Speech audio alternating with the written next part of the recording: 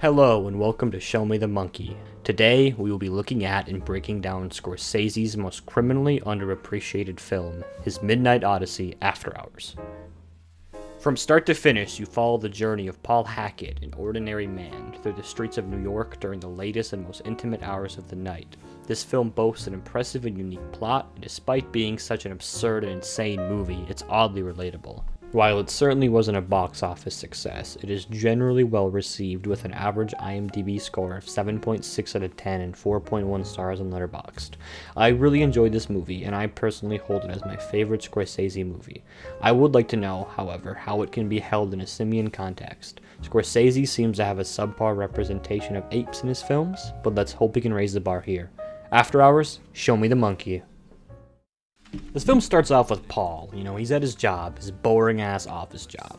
He's training this new guy who has no fucking idea what he's doing, and he just generally sucks. I'm glad this guy never shows back up, because I fucking hate him already.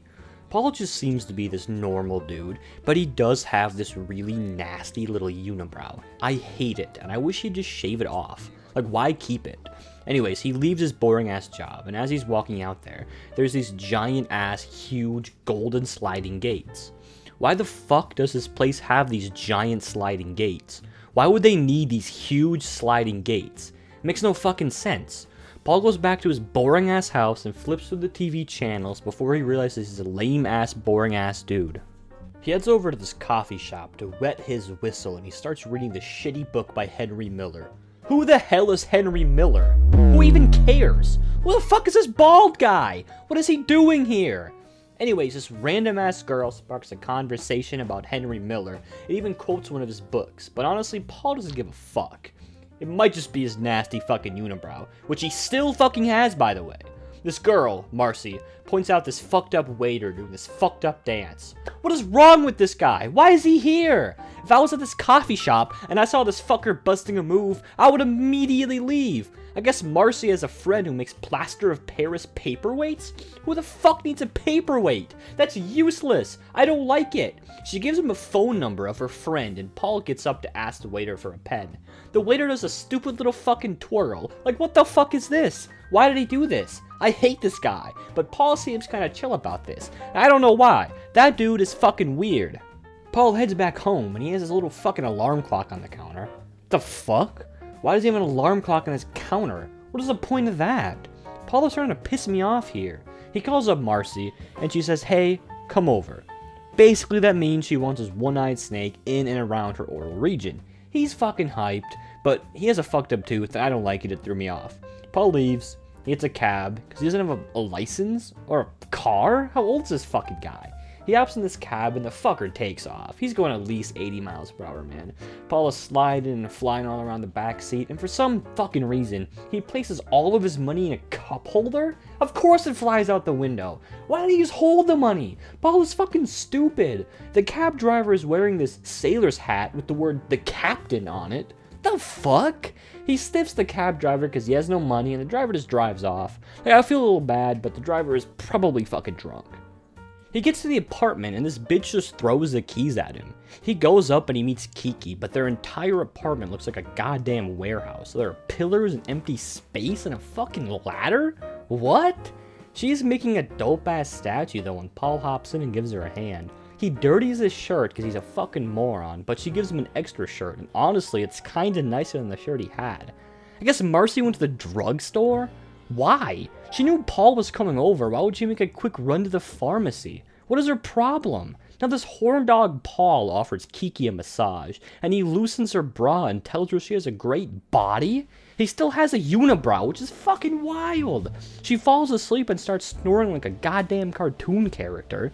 Finally, Marcy gets back and says she was detained? What?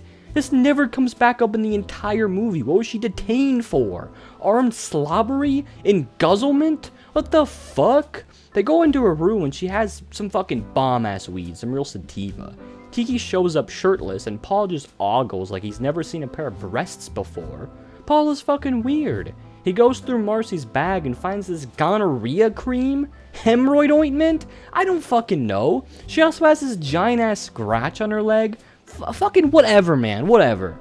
Paul starts to kiss Marcy, but either his breath smells like shit or he uses too much tongue because she starts crying. He goes to her room and he reads a book about burn victims, and Scorsese flashes some burn victims across the screen. What the fuck? I didn't want to see that shit. And now Marcy has this giant fucking candle. Where did she get that? Paul asks Marcy to blow some kush, and she retrieves the weed. He lights up, and she says it's some Colombian purple haze or some shit. Unfortunately for Paul, it's oregano, and he yells at her. She bought an eighth of that shit for $150, and she starts crying. He leaves because he only smokes that grape ape, and he ends up at a subway station. Paul has no cash, and all he wants to do is get home. The attendant is a little bitch, though, and won't let him through because he's a little bit short. Paul tries to hop the turnstile, but there's this huge burly cop, and he's about to fucking kill Paul, so Paul just leaves. Paul runs to a bar and sits down. There's these two weird dancing fucks and this waitress. Paul gets up and, what the fuck? A butt shot? Why did Scorsese put a butt shot? Paul goes to take a piss, and he still has that damn unibrow, man. There's also a drawing of a shark biting a penis. I kinda liked it, though.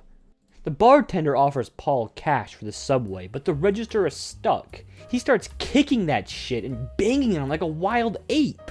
He tells Paul if he can get the keys to the register at his apartment, he'll give him the money. Paul leaves his own keys there? Why? Paul is such a fucking moron. Paul goes to his apartment and takes a fat shit in his toilet, but he clogs it. It starts to overflow, and he just fucking leaves it? What? He leaves, and Cheech and Chong are stealing Kiki's papier-mâché man. Paul chases them away, and he goes to return the statue. He goes back to Kiki's apartment, and she's gagged? What the fuck? She's tied up, but apparently it's for some kinky-ass sex shit with her boyfriend. Kiki wants Paul to apologize to Marcy for leaving, but oopsie fucking do, she's killed herself. Great. Paul goes to tell Kiki that he made an oopsie, but she went to a nightclub. He inspects her corpse and strips it? What the fuck? Paul calls the police, the only damn good thing he's done this entire movie. He goes back to the bar, but the shit is closed. The lights are all still on, though, but I guess the guy left? The waitress from the bar is just outside, and she invites him up to the apartment. He pulls up, and holy fucking shit. The Monkees is playing. The goddamn Monkees. But honestly, she's pretty shit at dancing, and she has like mousetraps around her bed. So Paul's like, fuck that, I'm getting out of here. He goes back to the bar and he starts chatting it up. There's some friendly folk behind him, but the bartender gets a call saying his girlfriend is dead. Fuck! He goes to the bartender's apartment, but everybody thinks he's the burglar, and they chase him away. Fuck, man! He goes to the club Kiki is at, and the bouncer is a big fucking chode and won't let him in. He finally budges, but it's fucking Mohawk night, and Paul gets fucked up? He runs away like a little bitch. He tries to get a cab, but it's the fucking captain, and he takes his money and leaves. God damn! Yet another woman invites him up to her flat. She is just fucking extremely annoying though, and Paul hates her.